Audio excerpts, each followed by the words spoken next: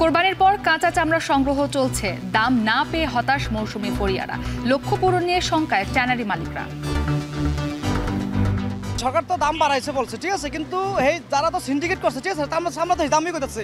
আমরা যা কিনছি তার থেকে দাম আরো কম বলতেছে। এটা এখন নদী চালা ছাড়া বুদ্ধি নেই, আমার আর কিছু করার নাই।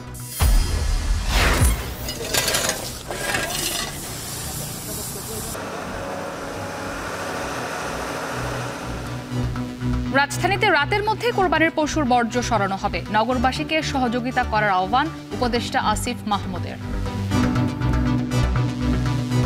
এটাকে কোরবানির একটা অংশ হিসেবে মনে করেই আমাদেরকে সহযোগিতা করতে হবে। এই সহযোগিতাটা আমরা নগরবাসীর পক্ষ থেকে প্রত্যাশা করি। দেশের কল্যাণে দোয়া চাইলেন প্রধান উপদেষ্টা। জাতীয় ঈদগাহ ময়দানে প্রধান জামাত অনুষ্ঠিত, বিশ্বশান্তি, সুখ ও সমৃদ্ধি কামনা। এপ্রিল উপযুক্ত নয়, ডিসেম্বরে নির্বাচন হওয়া উচিত বললেন মির্জা ফখরুল। নির্বাচনের সংস্কার চায় জামায়াত, সরকার চাইলে সর্বাত্মক সহযোগিতা। এবং বাফুফের উপহারের পাঞ্জাবি পরে ঈদের নামাজ আদায় করল টিম বাংলাদেশ। পথে খুদে দর্শকদের অটোগ্রাফের আবদার মেটালেন হামজা।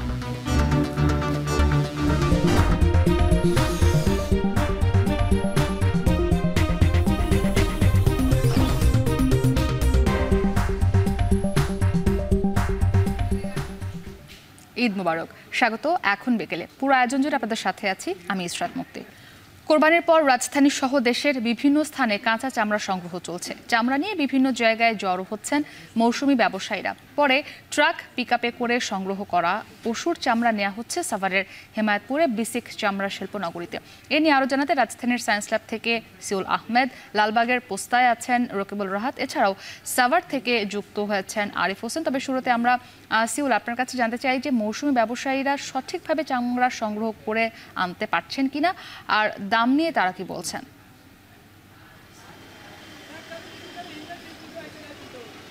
মুক্তি, প্রথমে আপনাকে ঈদ মোবারক জানাচ্ছি। এবং ঠিক এই মুহূর্তে আমি আছি রাজধানীর সায়েন্স ল্যাবরেটরিতে, যেখানে আসলে রাজধানীর বিভিন্ন জায়গা থেকে যে মৌসুমি ব্যবসায়ীরা আছেন তারা কাঁচা চামড়া নিয়ে আসছেন। আপনি যেমনটি বলছিলেন, আসলে ঠিক আমার এই জায়গাটাকে যদি আমি একটু দেখাই, ঠিক কিছুক্ষণ আগে কিন্তু এখানে এই চামড়া নিয়ে মৌসুমি ব্যবসায়ী এবং যারা ট্যানারি কর্তৃপক্ষ আছেন তাদের সাথে বাকবিতণ্ডা হয়েছে।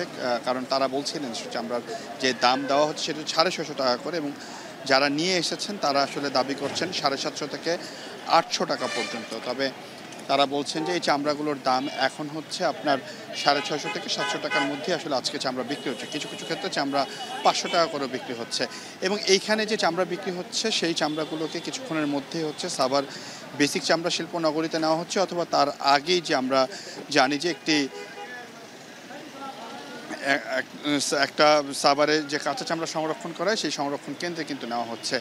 আরেকটু জিনিস আপনাকে দেখাতে চাচ্ছি, সেটা হচ্ছে যে ট্রাকগুলো আমরা দেখতে পাচ্ছি, এই ট্রাকগুলো করে কিন্তু এই চামড়াগুলো নিয়ে যাওয়া হচ্ছে সাভারের বেসিক চামড়া শিল্প নগরীতে। কারণ এবং আমি কিছুক্ষণ আগে কথা বলেছি রাজধানীর বাংলাদেশ ট্যানার্স অ্যাসোসিয়েশনের যিনি জেনারেল সেক্রেটারি আছে, সাধারণ সম্পাদক, তার সাথে কথা হয়েছে। তিনি আমাদেরকে জানিয়েছেন যে আসলে এই বছর 90 থেকে প্রায় 1 কোটি চামড়া লক্ষ্যমাত্রা তারা নির্ধারণ করেছিল যে তারা কাঁচা চামড়া সংগ্রহ করবে। তবে সেটি আসলে হবে না। তারা বলছেন যে 85 থেকে 90 লাখ পর্যন্তই কাঁচা চামড়া তারা সংগ্রহ করবে।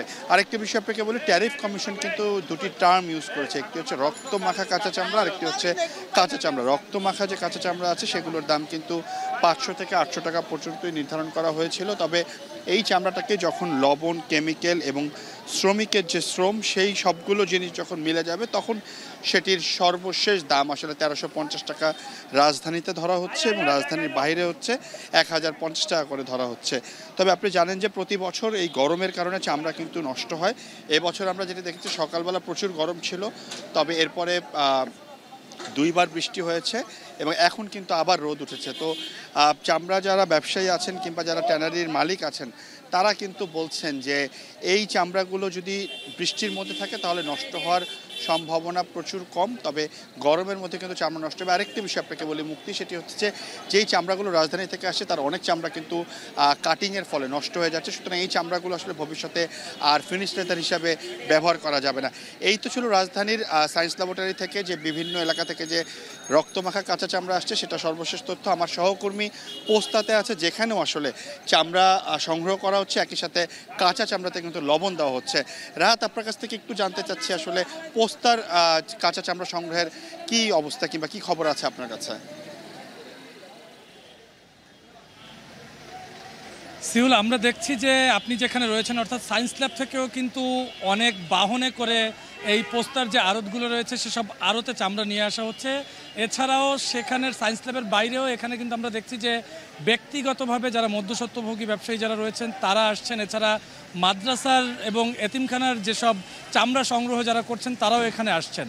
তারাও কিন্তু একই সঙ্গে অভিযোগ করছেন যে এবার চামড়ার দাম কম, অর্থাৎ সরকার কর্তৃক নির্ধারিত প্রতি বর্গফুট চামড়ার দাম 5 টাকা করে বাড়লেও তারা কিন্তু গত বছরের চেয়ে কম দামে চামড়া বিক্রি করছে বলে আমাদের কাছে অভিযোগ করছেন। এবং সেক্ষেত্রে তারা বলছেন যে যারা এখানকার আড়তদার রয়েছেন তারা তাদের যে চামড়া সেগুলো আকার ভেদে 500 থেকে 900 টাকার মধ্যেই কিন্তু সেগুলোর দাম মূলত নির্ধারণ করছেন। আমরা বেশ কয়েকজনকে দেখেছি চামড়া তারা ফিরিয়ে নিয়ে যাচ্ছে, অর্থাৎ তারা এখানে না বিক্রি করে অন্য কোথাও বিক্রি করা যায় কিনা সেই বিষয়টিও কিন্তু তারা দেখছে। এছাড়া পোস্তায় এখন মোট 30 থেকে 35টির মতো আড়ত রয়েছে। সেসব আড়তে কিন্তু আমরা দেখছি প্রত্যেকটি আড়তের সামনেই চামড়া আসছে এবং যে আড়তদার যারা রয়েছেন তাদেরও পূর্ণ প্রস্তুতি রয়েছে যে তারা মূলত কিভাবে এগুলো সংরক্ষণ করবে সেটি নিয়ে।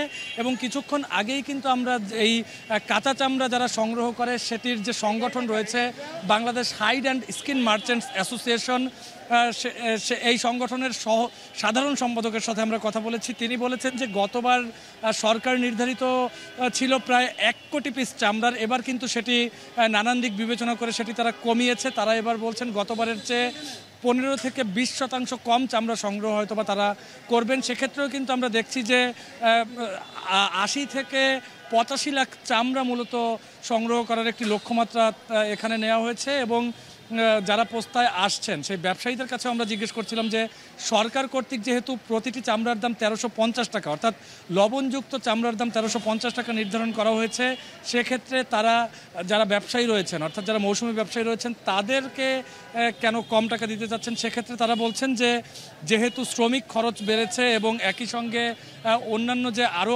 অনুষঙ্গ যেগুলো রয়েছে চামড়া সংরক্ষণের জন্য সেই অনুষঙ্গগুলোর জন্যই কিন্তু তাদের পরবর্তীতে বিক্রির জন্য তারা যে চামড়াগুলো রাখবেন সেখান থেকে সেই সব অনুষঙ্গ যুক্ত হবে এবং একই সঙ্গে প্রতি বছর যে পরিমাণ চামড়া সংগ্রহ করা হয় সেখান থেকে 10 থেকে 15% চামড়া কিন্তু নষ্ট হয়ে থাকে। সেই বিষয়টি মাথায় রেখেই কিন্তু তারা বলছেন যে এবার চামড়ার দাম কিছুটা কম। শুধুমাত্র পোস্তা নয়, এখন কিন্তু সাভারে যে চামড়া শিল্পনগরী গড়ে উঠেছে সেই চামড়া শিল্পনগরীর বাইরেও অনেকে চামড়া নিয়ে যান। সেখানে রয়েছেন আমাদের আরেক সহকর্মী আরিফ হোসেন। আরিফের কাছ থেকে জেনে নিতে চাই সেখানকার পরিস্থিতি।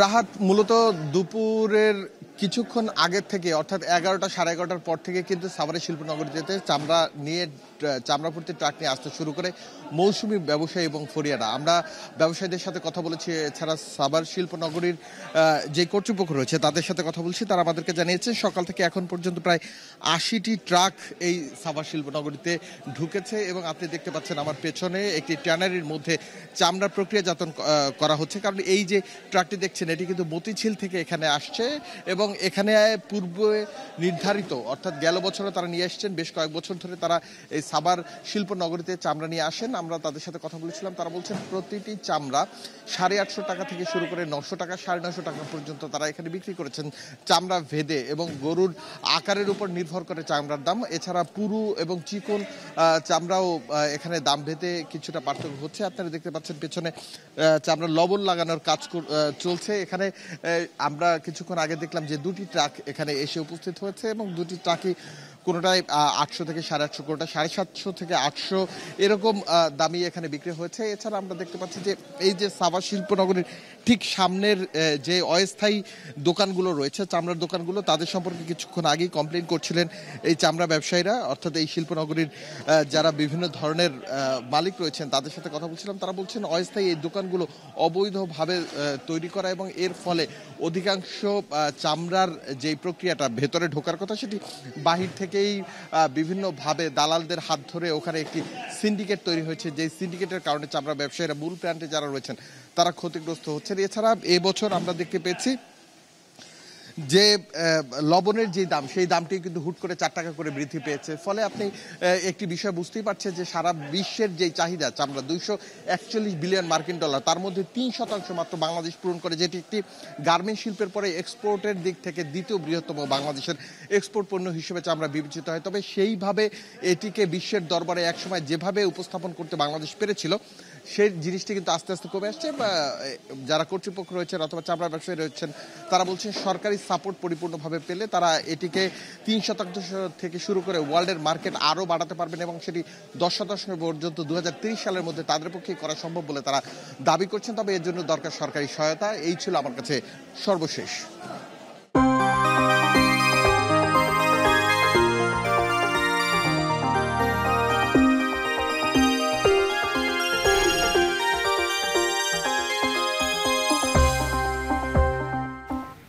কোরবানির পর থেকেই পুরোদমে ঢাকার 2 সিটি কর্পোরেশনে বর্জ্য সরানো হচ্ছে। অনেক এলাকায় বৃষ্টির মধ্যে কাজ করছেন পরিচ্ছন্ন কর্মীরা। দুপুরে রাজধানীতে বর্জ্য কার্যক্রম পরিদর্শন করে স্থানীয় সরকার উপদেষ্টা বলেন রাতের মধ্যেই সব আবর্জনা সরানো হবে। এজন্য নগরবাসীকে সহযোগিতা করার আহ্বান জানান তিনি। শাহিনুল ইসলাম সাগর জানাবেন বিস্তারিত। পশু কোরবানির পর ঢাকার 2 সিটি কর্পোরেশনে চলছে কোরবানির বর্জ্য অপসারণের কাজ। এবার ঢাকার 2 সিটিতে প্রায় 1.5 লাখ টন পশুর বর্জ্য হতে পারে। কোরবানির পর বৃষ্টি উপেক্ষা করে বর্জ্য অপসারণের কাজ শুরু করে পরিচ্ছন্ন কর্মীরা। সারা রাত পর্যন্ত করছি, দিনে সারা দিন করছি, এখন আবার এই যে সকাল 6টার থেকে আবার আরম্ভ করছি। মনে মনে সারা দিন চলবো, সারা রাত চলবো। 4টা বাজে আইছি আর আজকে সারা দিন এইভাবে যাইব। বাস আল্লাহ কুমলা নেওয়া ঠিক আছে, কাম শেষ না করে কিবা যাইব। দুপুরে রাজধানীর কলাবাগানে বর্জ্য ব্যবস্থাপনা কার্যক্রম পরিদর্শন করে সাংবাদিকদের সঙ্গে কথা বলেন স্থানীয় সরকার উপদেষ্টা। এ সময় দ্রুত সময়ে বর্জ্য অপসারণের আশ্বাস দেন তিনি। আমরা আশা করছি আজকে রাতের মধ্যেই পুরো ঢাকা পরিষ্কার পরিচ্ছন্নতার যে সিটি কর্পোরেশনের যে কার্যক্রম সেটা সম্পন্ন হবে। কিছুটা নিয়মের ব্যত্যয় ঘটলেও আমরা বিশ্বাস করি যে এই সময়ের মধ্যেই আমরা পরিষ্কার পরিচ্ছন্নতা সম্পন্ন করতে পারব। বিভিন্ন গাড়িতে বোঝাই করে বর্জ্যগুলো নিয়ে আসা হচ্ছে এবং আশা করি যে এই বর্জ্যের কারণে ঢাকার মানুষের ঈদ আনন্দ কোনোভাবেই হ্যাম্পার্ড হবে না। এবার প্রায় 20,000 পরিচ্ছন্ন কর্মী কাজ করছে বর্জ্য অপসারণে। তাদেরকে সহযোগিতা করতে নগরবাসীর প্রতি আহ্বান জানিয়েছেন উপদেষ্টা আসিফ। যারা এই কাজ করছে তাদের জন্য মন্ত্রণালয়ের পক্ষ থেকে প্রণোদনা দেওয়ারও ঘোষণা দেন তিনি। আমরাও চেষ্টা করব মন্ত্রণালয়ের পক্ষ থেকে তাদের যে এই বিসর্জনটা ঈদের দিনে এই কাজটা করার নগরবাসীর জন্য একটা ভালো শহর বজায় রাখা, এই জন্য মন্ত্রণালয়ের পক্ষ থেকেও আমরা উপহার দেওয়ার চেষ্টা করব। ঈদুল আজহায় এবার ঢাকার 2 সিটি কর্পোরেশনের লক্ষ্য যত দ্রুত সম্ভব বর্জ্য অপসারণ শেষ করা। কোথাও বর্জ্য থাকলে নগরবাসীকে দ্রুত সিটি কর্পোরেশনের হটলাইনে ফোন করার জন্য আহ্বান জানানো হয়েছে। শম্পা বিশ্বাস, এখন, ঢাকা। ঢাকার বর্জ্য অপসারণের খবর জানাতে দক্ষিণ সিটি কর্পোরেশনের দয়াগঞ্জ এলাকা থেকে শাহাদাত অভ্র এবং উত্তর সিটির আগারগাঁও থেকে যুক্ত হয়েছেন গালিব ইবনে রিয়াজ। আপনাদের দুজনকেই পবিত্র ঈদুল আজহার শুভেচ্ছা জানাচ্ছি, ঈদ মোবারক। অভ্র, শুরুতে আপনি জানাবেন যে অলিগলিতে এখনও অনেক স্থানে কোরবানি হচ্ছে, তো বর্জ্য অপসারণে কর্পোরেশনের তৎপরতা সেখানে আপনি কেমন দেখছেন?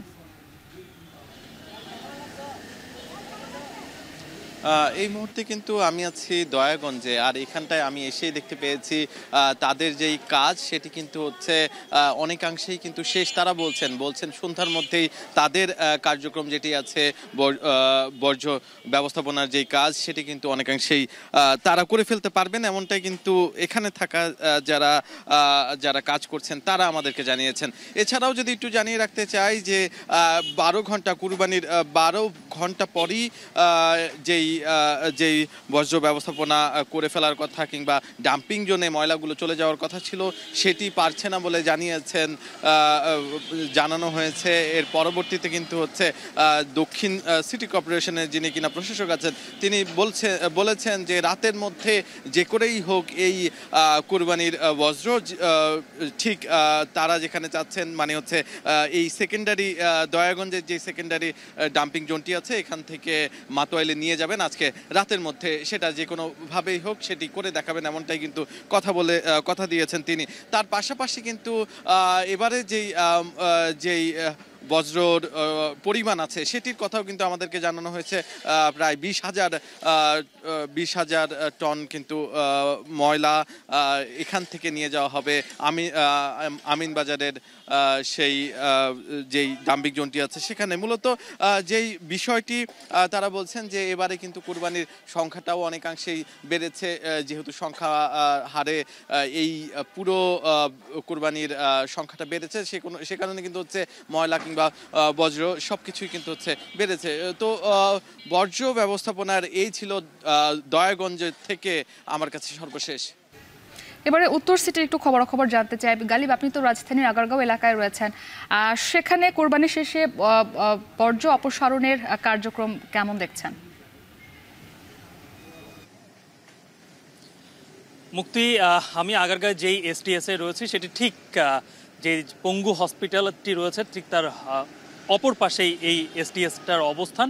এবং এখানে দেখতে পাচ্ছি যে ইতিমধ্যে কিছুক্ষণ পরেই আপনি দেখতে পাবেন আমার ভিজের সাহায্যে যে এখানে পে লোডার দিয়ে এখানে যে STS-এ যে বর্জ্যগুলো নিয়ে আসা হয়েছিল সেগুলো ডাম্প ট্রাকে ভরা হচ্ছে। একটু বিষয় বলে রাখি যে যেহেতু এই কয়েক বছর আগে থেকেই একটি উদ্যোগ সিটি কর্পোরেশন নিয়েছিল যে তারা ফ্রিতে পলিথিন তারা প্রত্যেক বাসায় এবং মহল্লায় বিতরণ করে, যে কারণে সেখানকার যেই বর্জ্যটা অর্থাৎ গরুর উচ্ছিষ্ট সেটা ওই পলিথিনে ভরে রাখা হয়। পরবর্তীতে এই বিভিন্ন ওয়ার্ড কিংবা এলাকা থেকে পিকআপ ভ্যানে করে কিংবা এই যে ময়লার যে ছোট ছোট গাড়িগুলো রয়েছে ভ্যান গাড়ি রয়েছে সেখানে করে কিন্তু এই ময়লাগুলো নিয়ে বর্জ্যগুলো নিয়ে আসা হয় এই STS-এ এবং এরপর এই STS থেকে সেই বর্জ্যগুলো নিয়ে যাওয়া হয় আমিনবাজারে যে ময়লার যেই ভাগার রয়েছে সেখানে। এবারে যে উত্তর সিটি কর্পোরেশন যে উদ্যোগ নিয়েছে সেটি আসলে এখন পর্যন্ত তারা ধারণা করছে যে উত্তর সিটি কর্পোরেশনে প্রায় 20,000 মেট্রিক টন বর্জ্য হতে পারে এবং সেটার প্রস্তুতি তারা নিয়েছে। এবং সেই প্রস্তুতি নিতে গিয়ে তারা যেটা করেছে সেটা হচ্ছে তারা বলছে যে এবারে প্রায় 10,000-এর মতো পরিচ্ছন্নতা কর্মী তারা নিযুক্ত করেছে। এর মধ্যে 224টি ড্রাম ট্রাক রয়েছে, 381টি পিকআপ ভ্যান রয়েছে আর 24টি পে লোডার রয়েছে। এছাড়া পানির গাড়ি তো রয়েছে সিটি কর্পোরেশনের। তবে একটি বিষয় বলে রাখি মুক্তি, যে যেহেতু কুরবানির পরেই বেলা 11টা থেকে 12টার দিকে একটি বৃষ্টি হয়, যে কারণে এলাকা ভিত্তিক যে বর্জ্য সেটি কিছুটা ধুয়ে গেছে ঠিকই, কিন্তু এই বর্জ্যগুলো ওয়ার্ড এবং এলাকা থেকে নিয়ে আসার জন্য একটি বাড়তি হ্যাসেল এই পরিচ্ছন্নতা কর্মীদের হচ্ছে। তো পুরো ঢাকা শহরে আমাকে যেটা বলা হয়েছে যে বিকেলের পরে আর খানিক পরে এই STS-এ আরও বেশি পরিমাণের কুরবানির বর্জ্য আসা শুরু করবে। এই ছিল আমার কাছ থেকে আগারগাঁও STS থেকে সর্বশেষ। জাতীয় ঈদগাহ ময়দানে মুসল্লিদের সাথে ঈদের নামাজ আদায় করেছেন প্রধান উপদেষ্টা ডক্টর মোহাম্মদ ইউনূস। নামাজ শেষে ঈদ শুভেচ্ছা বিনিময় করেন তিনি। ঈদ জামাতে অংশ নিয়ে বাংলাদেশের সুখ, শান্তি ও সমৃদ্ধির জন্য সৃষ্টিকর্তার কাছে প্রার্থনা করেছেন ধর্মপ্রাণ মুসলিমরা। রক্তাক্ত সময় পেরিয়ে বাংলাদেশের রাজনৈতিক পরিস্থিতি স্থিতিশীল হওয়ার জন্য দোয়া করেছেন সকলেই। তাদের প্রার্থনায় ছিল ফিলিস্তিনিদের মুক্তি কামনা। আরও জানাবেন বেলায়েত হোসেন। আজ সেই মহিমান্বিত দিন, ত্যাগ, ভালোবাসা আর আত্মনিবেদনের দিন। তাই তো ফজরের নামাজ আদায়ের পরপরই মুসলমানদের গন্তব্য সম্প্রীতি ও প্রার্থনার ঈদগাহ ময়দান। সকালের প্রথম আলোতে ঈদগাহ মুখর হয়ে ওঠে আল্লাহু আকবার ধ্বনিতে। রাজধানীর জাতীয় ঈদগাহ ময়দানে তৈরি হয় এক আবেগঘন মিলন মেলা, যেখানে ঈদ জামাতে অংশ নিয়েছেন বাংলাদেশের প্রধান উপদেষ্টা ডক্টর মোহাম্মদ ইউনূস। কাতারবদ্ধ 6 তাকবীরের 2 রাকাত নামাজ আদায়ের পর শত সহস্র মানুষ হাত তুলেছেন আকাশের পানে, মোনাজাতে ভাসিয়েছেন দুটি অশ্রুসিক্ত নয়ন। এরপর প্রধান উপদেষ্টা দাঁড়িয়ে হাত তুলে সবাইকে ঈদ শুভেচ্ছা জানান। ত্যাগ করেন জাতীয় ঈদগাহ ময়দান।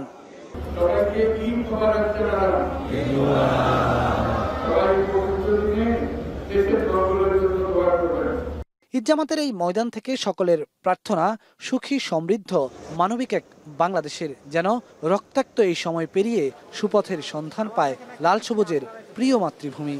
আগামী দিনগুলোতে অবশ্যই আল্লাহর কাছে চাই যে এই মেয়ে এবং যারা আমরা মানুষ, যারা পুরুষ এবং মহিলা যাই বলি না কেন, সবাই যাতে অনেক নিরাপদে আমরা বাসায় ফিরতে চাই। কুরবানি তো আমাদেরকে আত্মত্যাগ এবং আমাদেরকে স্যাক্রিফাইস শেখায়।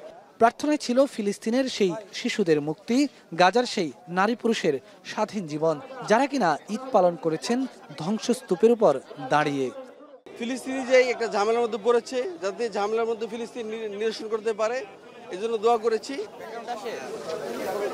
নামাজ শেষে কোলাকুলির পর সামর্থ্যবান মুসলমানরা ঈদ ময়দান ত্যাগ করেন মহান আল্লাহর সন্তুষ্টি লাভের উদ্দেশ্যে পশু কোরবানির লক্ষ্যে। এই কোরবানি শুধু রক্ত ঝরানো নয়, এক আত্মশুদ্ধির আহ্বান, সমাজে সমান অধিকারের বাণী। ইতিহাসের এক রক্তাক্ত সময় পার করছে বাংলাদেশ, যেটি অন্য যে কোনো সময়ের চেয়ে অনেক বেশি স্পর্শকাতর। ঈদুল আজহার এই ময়দান থেকে কাতারবদ্ধ নামাজ আদায়ের পর দুহাত তুলে সবাই সৃষ্টিকর্তার কাছে এই প্রার্থনা করেছেন যে, হে আল্লাহ, সকল অশান্তি দূর করে দাও, প্রিয় জন্মভূমি থেকে সুখ শান্তি আর সমৃদ্ধিতে পূর্ণ করে দাও লাল সবুজের প্রিয় মাতৃভূমিকে। পশুত্বকে পাশ কাটিয়ে মনুষ্যত্বকে সঙ্গী করে সদা জাগ্রত থাকুক ঐক্যবদ্ধ মানবিক এক বাংলাদেশ। জাতীয় ঈদগাহ ময়দান থেকে বেলায়েত হোসাইন, এখন, ঢাকা। যথাযথ ধর্মীয় ভাবগাম্ভীর্যের মধ্য দিয়ে দেশ জুড়ে উদযাপিত হচ্ছে পবিত্র ঈদুল আজহা। সকালে জাতীয় মসজিদ বায়তুল মোকাররমে পরপর 5টি ঈদের জামাত অনুষ্ঠিত হয়েছে। ভোর থেকে 11:15টার মধ্যে জামাতগুলো অনুষ্ঠিত হয়। খুতবায় কুরবানির ত্যাগ ও তাৎপর্যময় ইতিহাস তুলে ধরেন ইমামরা। আর মুসল্লিরা বলেন, অনেক ত্যাগের জুলাই অভ্যুত্থানের আকাঙ্ক্ষার দিকে যেন ধাবিত হয় প্রিয় বাংলাদেশ। আজহার লিমনের প্রতিবেদন।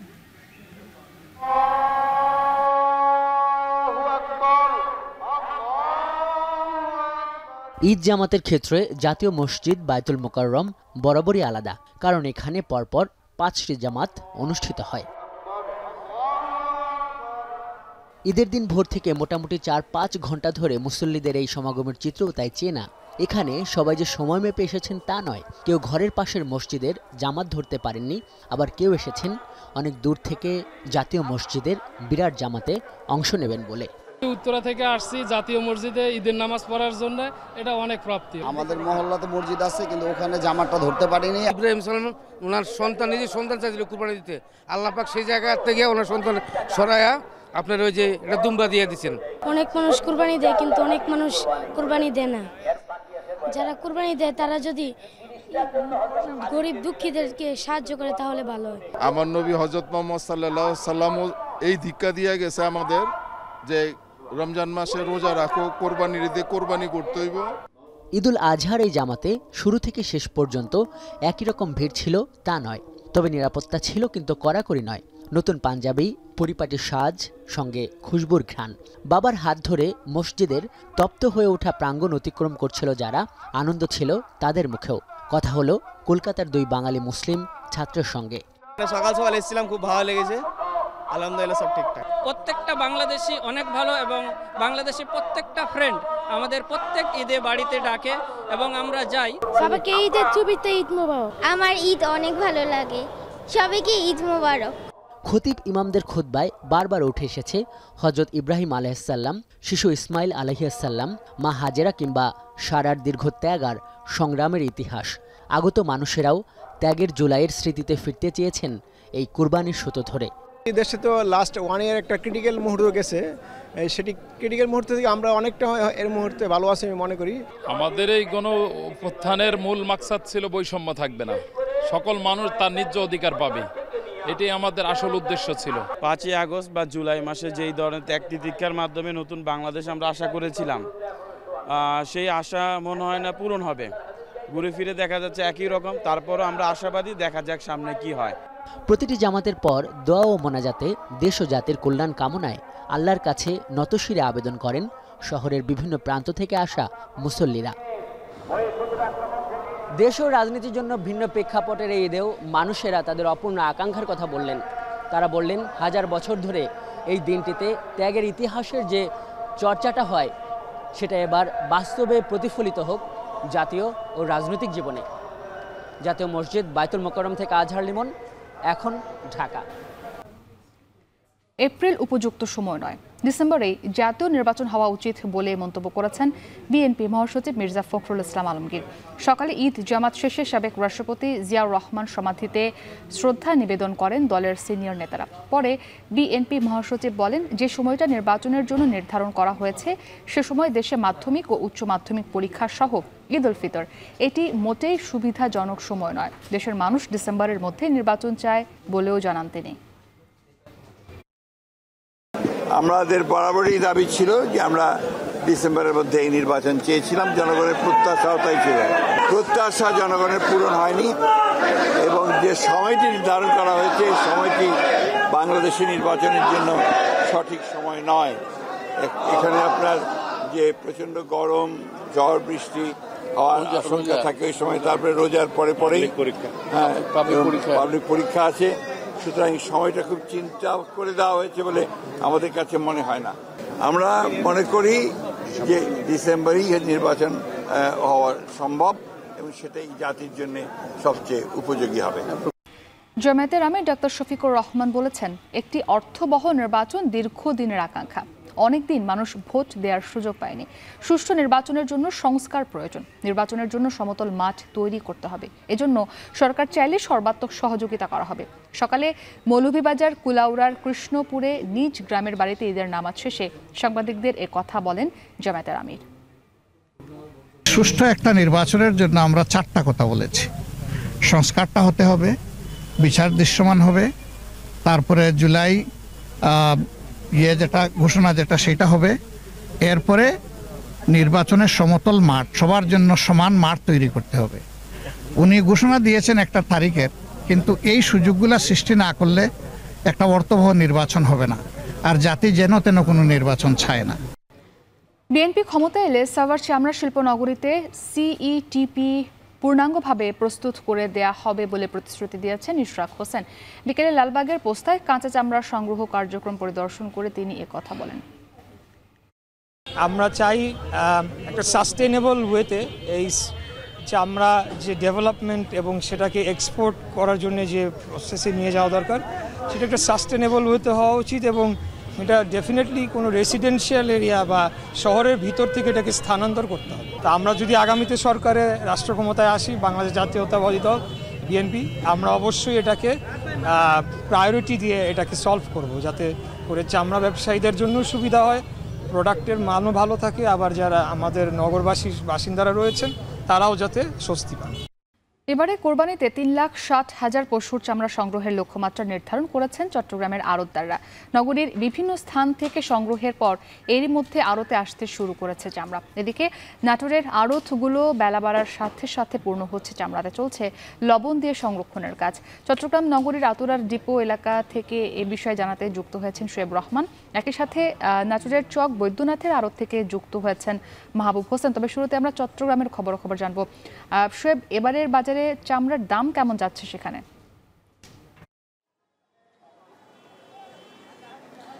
মুক্তি, সরকার যে দামটি নির্ধারণ করে দেয় সেটি কিন্তু লবণযুক্ত চামড়ার দাম, এবং এখানে সবচেয়ে বড় যে ঝামেলাটি হয় সেটি হচ্ছে যারা কোরবানিদাতাদের কাছ থেকে চামড়াগুলো সংগ্রহ করেন তারা কিন্তু সরকারের ওই দামকে টার্গেট করেই কিন্তু চামড়া সংগ্রহ করেন, এবং এখানে যখন বিক্রি করতে আসেন তখন কিন্তু তারা সে দামটি পান না। এবং এরই মধ্যেই কিন্তু আমরা যারা চামড়া নিয়ে এসেছেন তাদের কাছ থেকে সেই অভিযোগের ব্যাপারটি শুনতে পেয়েছি। তারা বলছেন যে সরকার যে দাম নির্ধারণ করে দিয়েছে এখানকার আড়তদাররা সেই দামে চামড়া কিনছেন না। আসলে আড়তদারদের বক্তব্য হচ্ছে যে লবণযুক্ত যে চামড়া, যেটি ট্যানারি মালিকদের কাছে তারা বিক্রি করবে, সেটির দাম সরকার নির্ধারণ করে দেয়, কাঁচা চামড়ার নয়, বা একেবারে যেটি কোরবানির পর আসে সেই চামড়ার নয়। তবে এরই মধ্যেই আতুরা ডিপোতে চামড়া আসতে শুরু করেছে বিভিন্ন জায়গা থেকে, এবং সেই চামড়াগুলোতে কিন্তু কিছুটা মাংস লেগে থাকে, উচ্ছিষ্ট থাকে। সেই বিষয়গুলো প্রথমে পরিষ্কার করতে হয় এবং সেগুলো পরিষ্কার করার পরেই কিন্তু আসলে লবণ দিতে হয়। এবং আমরা দেখতে পাচ্ছি এখন সেটিরই তোড়জোড় চলছে। চামড়াগুলো আনার পরে সেই চামড়াগুলোতে এই মুহূর্তে উচ্ছিষ্ট বা বাড়তি যে অংশগুলো রয়েছে, যে সকল জায়গাতে মাংস লেগে রয়েছে সেগুলো কাটাকুটি করে পরিষ্কার করা হচ্ছে এবং এরপরেই কিন্তু লবণ যুক্ত বা লবণ দেওয়া শুরু হবে।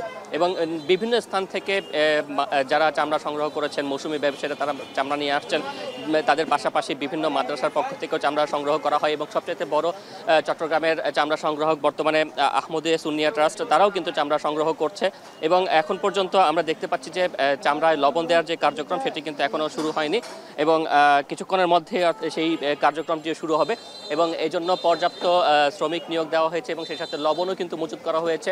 আড়তদাররা বলছেন যে এবছর তারা 3,60,000 চামড়া সংগ্রহ করবেন, লক্ষ্যমাত্রা রয়েছে এবং তারা একটি পরামর্শ দিচ্ছেন, যেহেতু আজকে চট্টগ্রামে ব্যাপক গরম পড়ছে, তাই তারা বলছেন যে নগরের বাইরে যে উপজেলা পর্যায়ে যে চামড়াগুলো রয়েছে সেগুলো যদি এখানে আনতে বিলম্ব হয় সেগুলো কিন্তু নষ্ট হয়ে যাওয়ার সম্ভাবনা রয়েছে। তাই আশেপাশের জেলা এবং উপজেলায় যে সকল চামড়া সংগ্রহ হবে সেগুলো যাতে সেখানেই লবণ দেওয়া হয় সেই পরামর্শটি কিন্তু তারা দিচ্ছেন, যাতে করে তারা পরবর্তীতে সেই চামড়াগুলো এখানে নিয়ে আসতে পারে। তো চট্টগ্রামের আতুরার ডিপো থেকে চামড়ার যে বেচা বিক্রি সেটির এই ছিল আমার কাছে সর্বশেষ তথ্য।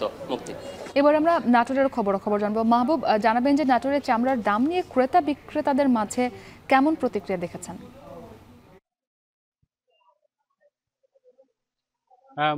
মুক্তি, আপনি জানেন যে দেশের সবচেয়ে দ্বিতীয় বৃহত্তম যে চামড়ার আড়ত সেটি কিন্তু নাটোরের চক বৈদ্যনাথ। এই কোরবানির পরে কিন্তু এই বিকেল 4টা থেকে দেশের বিভিন্ন জায়গা থেকে কিন্তু এই চক বৈদ্যনাথের চামড়া আসতে শুরু করেছে।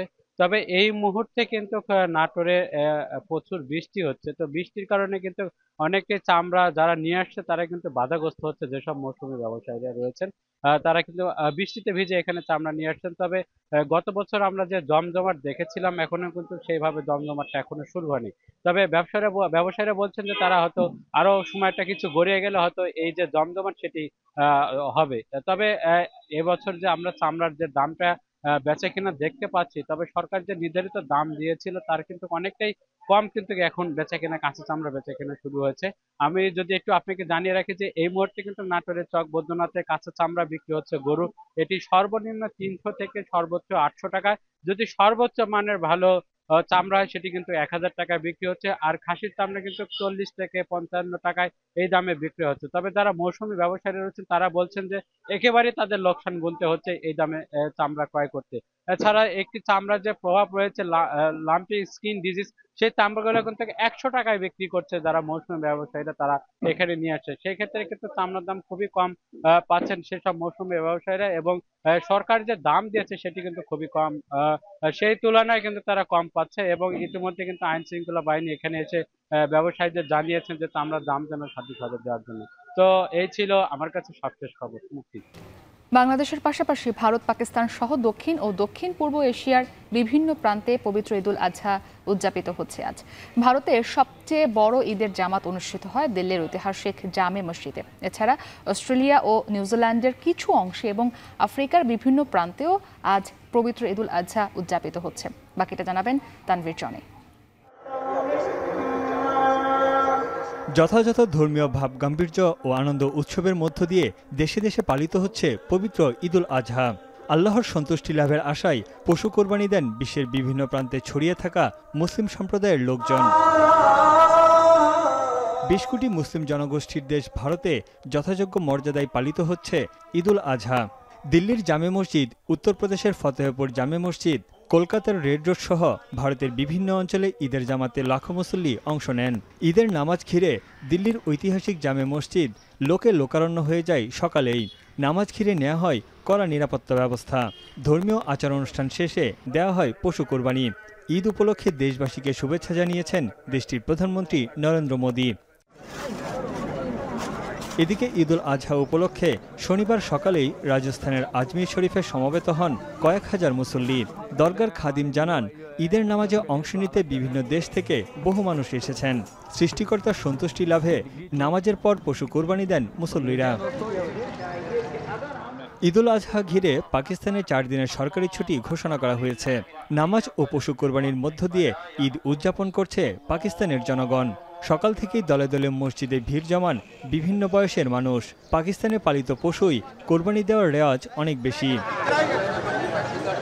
अपने मुल्क की सलामती की दुआएं की हैं और अभी जो है बस अभी हज़रत इब्राहीम अलैहिस्सलाम की सुन्नत की पैरवी करते हुए बस अपनी राह में जो है जानवर को कुर्बान करेंगे। इस साल जो है गुर्बत का रेशो बहुत नीचे जा रहा है, महंगाई बहुत है, तो अपने करीबी रिश्तेदारों और जो आपके जानने वाले हैं करीबी, उनको ये गोश्त ज़रूर पहुँचाएँ। আফ্রিকার মুসলিম প্রধান দেশ মরক্কোতে শনিবার পালিত হচ্ছে কোরবানির ঈদ। তবে সরকারি নির্দেশনা থাকায় দেশটিতে পশু কোরবানি হচ্ছে না। গেল কয়েক বছর ধরে তীব্র খরায় বিপর্যস্ত দেশটি। এতে গৃহপালিত পশুর তীব্র সংকট তৈরি হয়েছে। কৃষকদের রক্ষায় গেল ফেব্রুয়ারিতে এই নির্দেশনা জারি করে দেশটির রাজা ষষ্ঠ মোহাম্মদ। এছাড়া কানাডা, যুক্তরাষ্ট্র সহ লাতিন আমেরিকার বিভিন্ন দেশে শুক্রবার পালিত হয়েছে ঈদুল আজহা। ক্যালিফোর্নিয়ার অঙ্গরাজ্যের সান দিয়েগোতে ঈদের নামাজে জড়ো হন নারী পুরুষ সহ শত শত মুসল্লি। এ সময় খুতবায় গাজায় শান্তি প্রতিষ্ঠার জন্য দোয়া করা হয়। অস্ট্রেলিয়া ও নিউজিল্যান্ডের কিছু অংশে শনিবার পালিত হচ্ছে পবিত্র ঈদুল আজহা। বাংলাদেশের সঙ্গে একই দিনে ঈদ হওয়ায় প্রবাসীদের মধ্যে আনন্দের মাত্রা বেড়েছে বহুগুণ। তানভীর জানি, এখন বিশ্ব। দেশের মাটিতে প্রথমবারের মতো ঈদ উদযাপন করলেন বাংলাদেশ ফুটবলের পোস্টার বয় হামজা চৌধুরী। তাকে ঘিরে ভক্ত ও সমর্থকদের উচ্ছ্বাস ছিল চোখে পড়ার মতো। বাফুফে থেকে পাওয়া উপহারের পাঞ্জাবি পরে দলের সাথে ঈদের নামাজ আদায় করেন মধ্যমণি হামজা। পথে মেটান খুদে ভক্তের অটোগ্রাফের আবদার। ওয়াসিউল হক পান্থ জানাবেন বিস্তারিত। বাংলাদেশের ফুটবল অঙ্গনে একেবারেই ব্যতিক্রম এবারের ঈদুল আজহা। কারণটা আর কেউ নন, দেশের ফুটবলের পোস্টার বয় হামজা চৌধুরী। দলের সঙ্গে দেশের মাটিতে প্রথমবারের মতো ঈদ উদযাপন করছেন তিনি। সাথে আছেন ফাহমিদুল ইসলাম, কাজেম শাহরাও। তাদের অন্তর্ভুক্তিতে ফুটবল নিয়ে দর্শক আগ্রহ এখন তুঙ্গে। পূর্ব ঘোষণা অনুযায়ী বাফুফে থেকে পাওয়া উপহারের পাঞ্জাবি পরে ঈদের নামাজ আদায়ের উদ্দেশ্যে হোটেল থেকে বের হয় টিম বাংলাদেশ। পথে খুদে দর্শকের অটোগ্রাফের আবদার মেটান হামজা। ভক্তের দাবি মিটিয়ে নামাজ আদায় শেষে বাইরে বের হলে তাকে কাছে পেয়ে উচ্ছ্বাস প্রকাশ করেন ভক্তরা। কেবল বিশেষ দিন বলেই নয়, প্রতি মুহূর্তেই যেন হামজার প্রতি অফুরান ভালোবাসার প্রমাণ দিয়ে যাচ্ছেন ভক্ত সমর্থকরা। দলের ম্যানেজার আমের খান জানালেন, ভক্তদের ভালোবাসায় অভিভূত লেস্টার সিটি তারকাও। হামজা যেটা বললো যে আসলে আসার পর থেকেই যে এরকম জিনিসটা সে পাচ্ছে, নট অনলি আজকে নামাজ পড়াটা নেই, সে বিগত দিনেও এসেছে, বিগত সময়ে যে সময়টা পার করেছে, এই যে ক্রেজটা যে তৈরি হয়েছে ফুটবলের, সে বলল আমি শুধু এখানে না, আমি সোশ্যাল মিডিয়ায় আমাদের ওর যে এখানে খেলাধুলা করে, ওর যে ক্লাব, ওর যে কলিগ, সবাই তাকে খুব বাংলাদেশের ব্যাপারে জানছে এবং করছে। হামজা যেন জাদুর কাঠি নিয়ে এসেছেন বাংলাদেশ দলে। তাই তো সতীর্থদের কণ্ঠেও তার স্তুতি। আর ফুটবলের পুনর্জাগরণে অভিভূত ডিফেন্ডার ইসা ফয়সাল। অনেক স্পেশাল যেহেতু আমাদের এখানে হামজা ভাই ইনক্লুড করছে, এবং দর্শকের যে উন্মাদনা গত ম্যাচে দেখবেন ভুটানের সাথে, মাশাআল্লাহ অনেক অনেক অনেক ক্রাউড দর্শক আমাদের ভালো সাপোর্ট করতেছে। দেশের ডাকে আরও একটি ঈদ ঘরের বাইরে। পেশাগতভাবে অভ্যস্ত হলেও দলের খেলোয়াড়দের মধ্যে রসায়ন দেখে নিশ্চিতভাবেই মনে হবে সবাই যেন একটি পরিবার। আর এই পরিবারকে সাথে নিয়ে সিঙ্গাপুর বধের স্বপ্ন খেলোয়াড়দের। আমরা দেশের জন্য ফ্যামিলি থেকে দূরে আছি, যদি এটা আর একটা ফ্যামিলি, এই স্যাক্রিফাইসটা আমরা করছি সিঙ্গাপুর ম্যাচকে কেন্দ্র করে, দেশবাসীকে যাতে আমরা ওই জয়টা উপহার দিতে পারি। আমাদের মেন ফোকাসটা হচ্ছে যে আমরা 10 তারিখ ইনশাল্লাহ সিঙ্গাপুরের বিপক্ষে একটা ভালো রেজাল্ট করে দেন আমরা ঈদ উদযাপন করব। এদিকে ঈদের আনন্দের মধ্যেই রাতে শোকের ছায়া নেমে আসে গোলকিপার মিতুল মার্মার পরিবারে। ইহলোক ত্যাগ করেছেন মিতুলের বড় ভাই। যদিও দেশের হয়ে দায়িত্ব পালনের ব্রত নিয়ে দলের সঙ্গে রয়েছেন তিনি। ওয়াসিউল হক পান্থ, এখন, ঢাকা। এখন বিকেল শেষ করার আগে শিরোনামগুলো আরো একবার।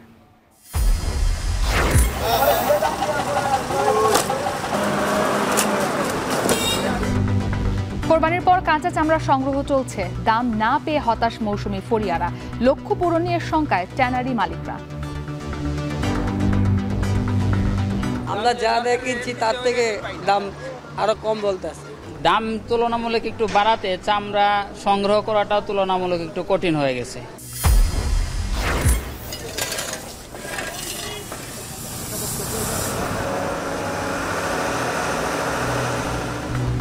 রাজধানীতে রাতের মধ্যেই কোরবানির পশুর বর্জ্য সরানো হবে। নগরবাসীকে সহযোগিতা করার আহ্বান উপদেষ্টা আসিফ মাহমুদের। এটাকে কোরবানির একটা অংশ হিসেবে মনে করেই আমাদেরকে সহযোগিতা করতে হবে। এই সহযোগিতাটা আমরা নগরবাসীর পক্ষ থেকে প্রত্যাশা করি।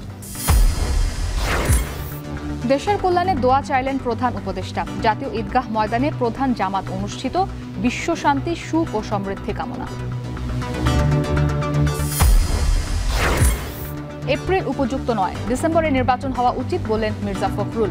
নির্বাচনী সংস্কার চায় জামায়াত, সরকার চাইলে সর্বাত্মক সহযোগিতা। এবং বাফুফের উপহারের পাঞ্জাবি পরে ঈদের নামাজ আদায় করল টিম বাংলাদেশ। পথে খুদে দর্শকের অটোগ্রাফের আবদার মেটালেন হামজা।